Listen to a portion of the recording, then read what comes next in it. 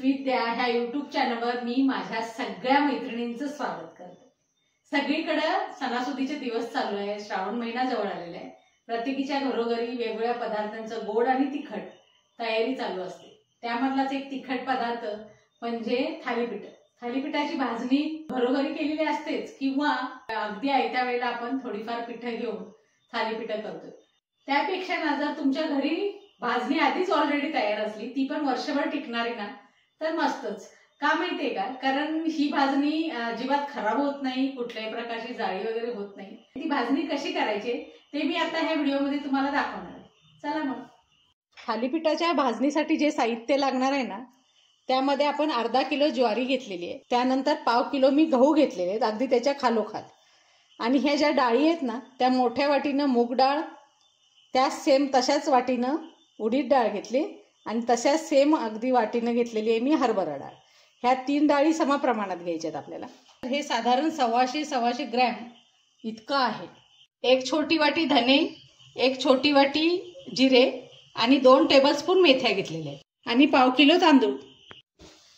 ही कढई मी गॅसवर ठेवलेली आहे। शक्यतो जाड बुडाची कढई घ्या, ज्यामुळे ना आपलं हे धान्य जे आपण भाजणार आहे ना या कढईमध्ये, ते अगदी खरपूस असं भाजलं जाईल। सुरुवातीला गॅसचा फ्लेम अगदी मोठा आहे। मी आधी टाकून घेते धान्य, भाजायला सुरुवात करूया, आणि त्यानंतर ना आपल्याला थोडंसं मीडियम करून घ्यायचं गॅससाठी। जाडबुडाच्या कढईमध्ये आपण ही ज्वारी भाजायला घेतलेली आहे। ही आता आपण सेपरेट भाजतोय। बऱ्याच जणी काय करतात, सगळं धान्य एकत्र करून भाजतात, पण काय आहे, मी हे सेपरेट भाजण्याचं कारण हे आहे की आपल्याला ही खूप वेळ भाजायचं आहे। अगदी ना काही वेळानंतर ह्याच्या लाह्या फुटायला साधारण चालू होतात, त्यावेळेला आपल्याला गॅस बंद करायचा। हे बघा, चकचक असा आवाज यायला चालू झालाय आणि बऱ्याचशा ज्वारीच्या लाह्या व्हायला चालू झालेल्या आहेत। याचाच अर्थ आपली ज्वारी अगदी व्यवस्थित भाजली गेली। आता आपण गॅस बंद करायचा लगेच।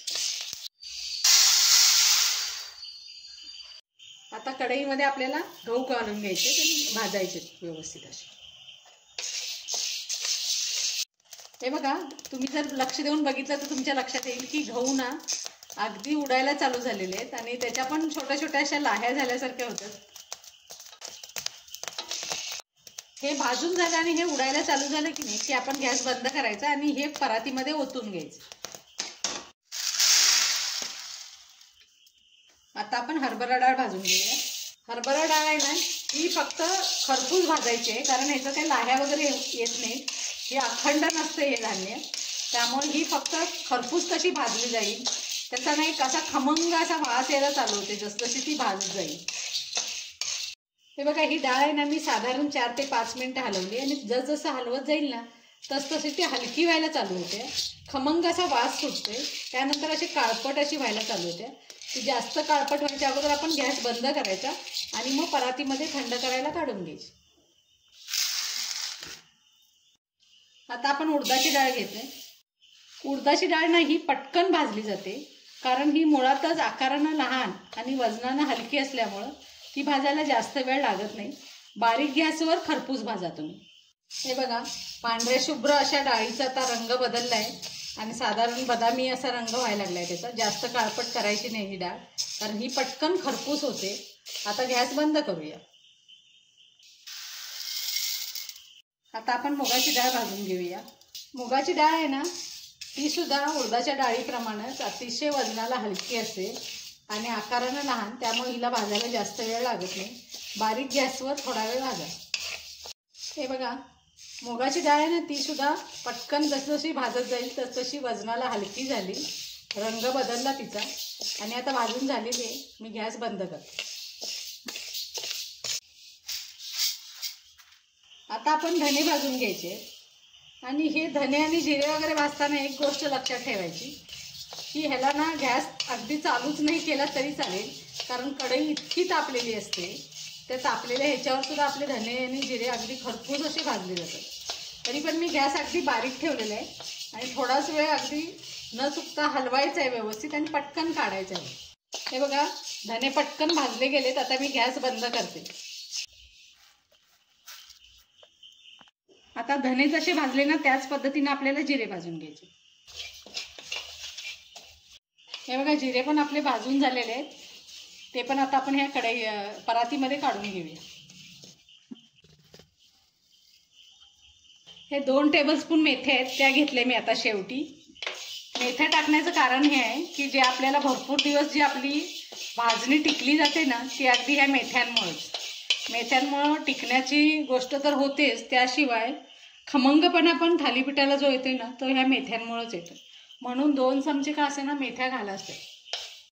हे बघा मेथ्या पण अखंड असल्यामुळं लगेचच उडायला चालू होते तशा की लगेचच गॅस बंद करा आणि काढा मेथ्या.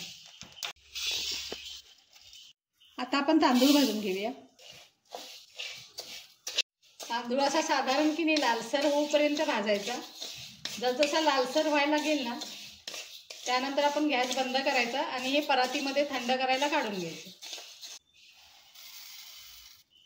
आपली सगळी कडधान्य धने जिरे वगैरे सगळं भाजून झालेलं आहे. परातीमध्ये आपण थंड होण्यासाठी काढले. हे पूर्णपणे जेव्हा थंड होईल ना तेव्हाच तुम्ही गिरणीमध्ये दळायला द्या हे आणि भाजणी करून आणा. आणि भाजणी करताना ती रवाळ दळायला सांगायची आपल्याला, एकदम बारीक दळायची नाही. अशा पद्धतीने ही भाजणी अशी तयार होते. ही भाजणी आहे ना ही माझी घरातली, कारण वर्षभरासाठी म्हणून मी ही जवळजवळ 4-5 किलोची अशी भाजणी तयार करते. हे पीठ आहे ना हे रवाळ आहे, अगदी एकदम बारीक दळायचं नाही, साधारण रवाळच ठेवायचं. तसं त्या पद्धतीनं गिरणीवाल्याला आपण सांगायचं आहे.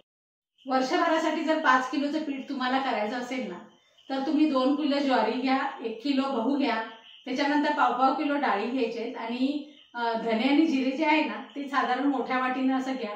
थोड्याशा मेथ्या हे टाकून व्यवस्थित असं भाजून आणि दळून आणलं तुम्ही. वर्षभर हे पिठाला काही होत नाही, जाळ्या वगैरे होत नाहीत, आळी होत नाही, काही होत नाही. अगदी पॅक बंद डब्यामध्ये व्यवस्थित ठेवा आणि वर्षभर कधीही लागेल त्यावेळेला तुम्हाला थालीपीठ करून खाता येतील. आणि भाजणीच्या पिठाची जी थालीपीठ आहेत ना त्याची चव अशी अगदी एक्स्ट्रा येते. तुम्ही मिक्स करून घेतलेल्या पिठापेक्षा जास्त चांगली होतात ही थालीपीठ. त्यामुळे अशा पद्धतीची भाजणी तयार करा. येणाऱ्या सणावारांना मस्त अशी थालीपीठ तयार करा आणि छान छान अशा कमेंट्स मला द्या. थँक्यू.